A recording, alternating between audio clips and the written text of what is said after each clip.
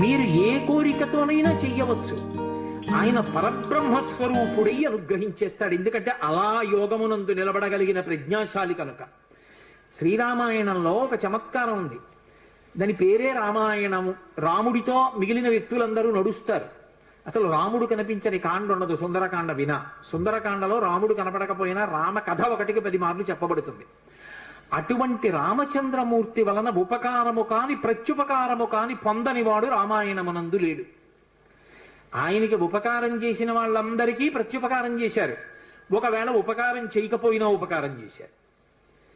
కానీ ఆయన ఉపకారాన్ని పొంది కూడా ప్రత్యుపకారం నేను చెయ్యలేను అని చెప్పింది ఎవరితో అంటే ఒక్క హనుమతోని చెప్పారు.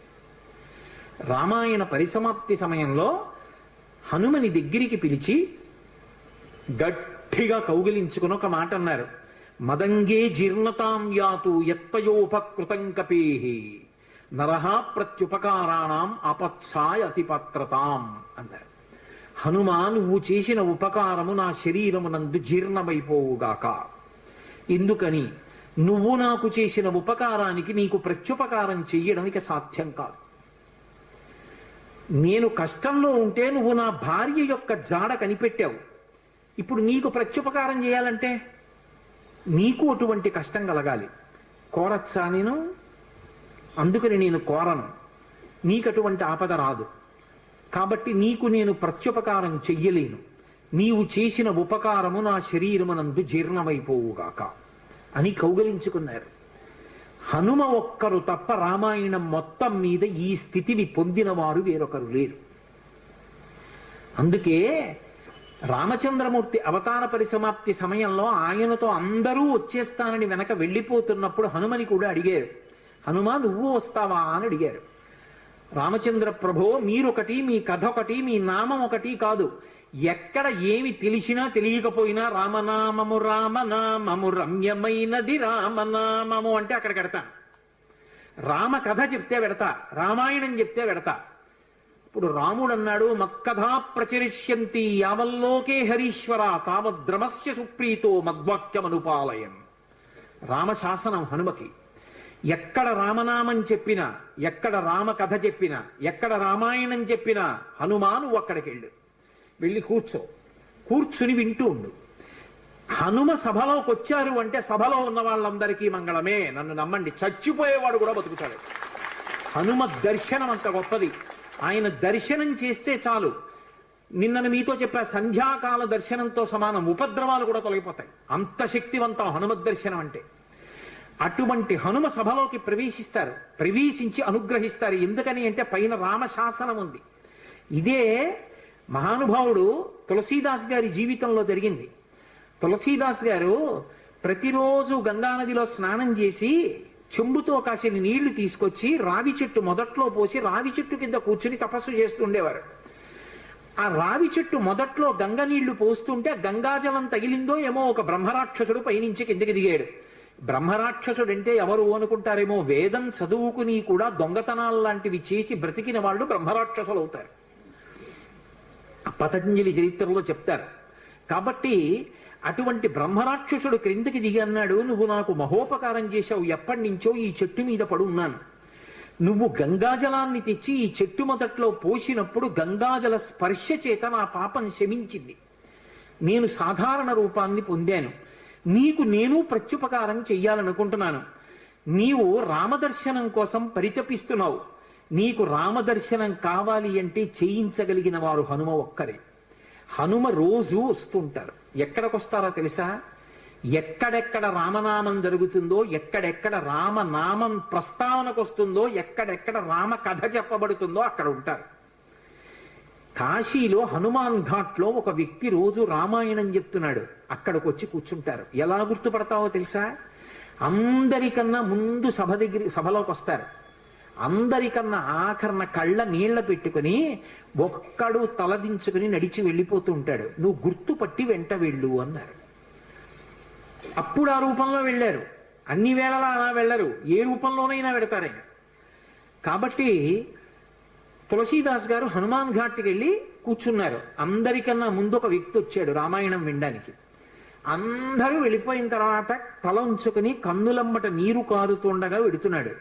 తులసీదాస్ గారు ఆయన వెంటపడ్డారు. ఆ వ్యక్తి కనిపెట్టాడు, ఎవరో నన్ను వెంబడిస్తున్నారని. ఆయన హనుమ, ఆ ముందు వెడుతున్నవారు. వెనక్కి తిరిగి గద్దించారు, ఎందుకు నా వెంట వస్తున్నావు, ఆగక్కడ. కాదు, నాకు రామదర్శనం కావాలి, నీ వల్లే జరగాలి. వెళ్ళి కాళ్ళ మీద పడ్డారు.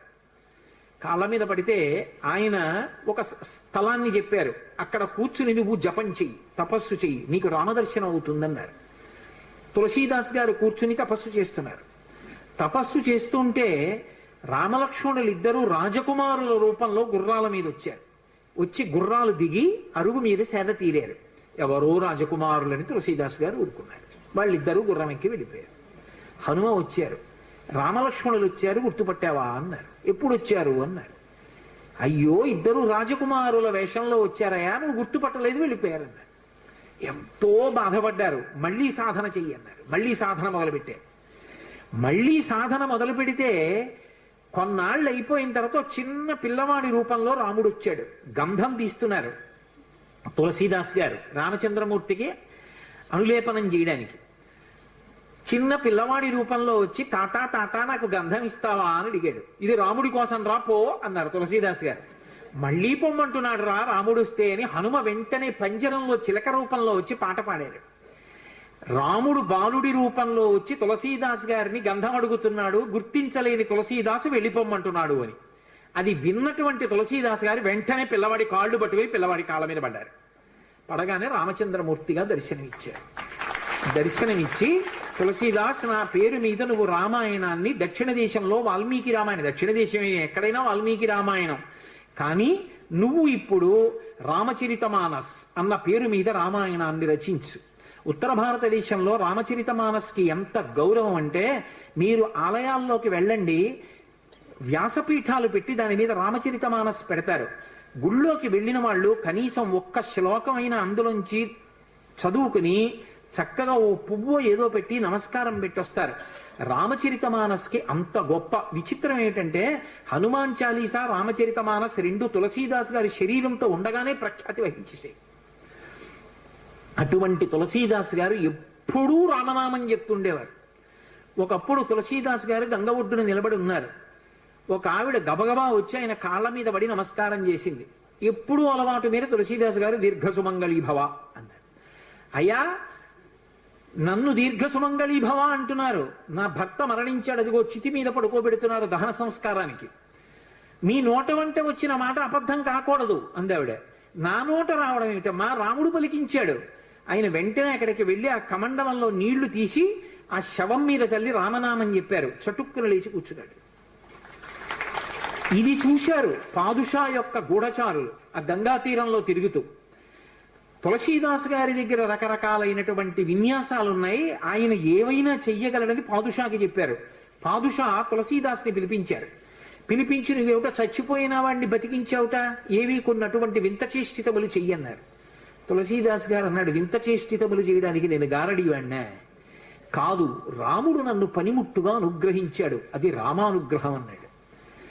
అంటే నేను చెప్పిన మాట పాటించట్లేదు కాబట్టి కొరడాలతో కొట్టండి అన్నాడు. అంటే అప్పుడు హనుమాన్ చాలీసా చేశారు తులసీదాస్ గారు. కళ్ళు మూసుకుని హనుమని తెలుసుకుని హనుమాన్ చాలీసా చేస్తుంటే భటులు వచ్చి కొరడాలు పట్టుకుని కొట్టడానికి పైకెత్తుతున్నారు. ఆశ్చర్యం ఏమిటంటే ఆ రోజున పాదుషా కోట అంతఃపురం అంతటా పెద్ద పెద్ద కోతులు వచ్చి ప్రతి సైనికుడి చెయ్యి పట్టుకున్నాయి కదలకుండా. పాదుషా భయపడిపోయి సింహాసనం దిగి కిందకొచ్చి తులసీదాస్ గారి కాళ్ళ మీద పడ్డాడు. అప్పుడు ఖచ్చితంగా పూర్తయిపోయింది హనుమాన్ చాలీసా. ఆ తులసీదాస్ గారి చదివినప్పుడు అన్ని కోతుల రూపంలో వచ్చి ఎదురుగుండా హనుమ నిలబడి కాపాడారు తులసీదాస్ గారిని. అందుకే అప్పటికీ ఇప్పటికీ ఎప్పటికీ కూడా హనుమాన్ చాలీసాకి అంత శక్తి. తులసీదాస్ గారు ఎప్పుడు మాట్లాడుతూ ఉండేవారు స్వామి హనుమతోటి. రామాయణ రచన చేసేటప్పుడు, రామచరితమానస్ రాసేటప్పుడు ఏ ఏ ఘట్టం దగ్గరికి వచ్చేటప్పుడు ఆయా ఘట్టం దగ్గర మళ్ళీ హనుమకి చదివి వినిపిస్తూ ఉండేవారు. హనుమ అంతా చదివి సరేనంటుండేవారు. అబ్బో, ఎన్ని చమత్కారాలు, వాళ్ళిద్దరి మధ్యలో ఎన్ని విశేషాలు జరిగాయో తులసీదాస్ గారికి హనుమకి. అంతటి గొప్ప అనుబంధం. అందుకే హనుమ గురించి తులసీదాస్ గారు ఏవి చెప్పారో అవన్నీ కూడా అద్భుతమైనటువంటి విషయాలు. రామచరితమానస్ అంత గొప్ప గ్రంథం. తులసీదాస్ గారిని అనుగ్రహించారు. మహానుభావుడు స్వామి హనుమ అనేకమైనటువంటి అవతారాల్లో ఈ లోకంలో వచ్చి ఎందరినో అనుగ్రహించారు. వారు వచ్చినటువంటి అవతారములు ఎన్నో ఉన్నాయి.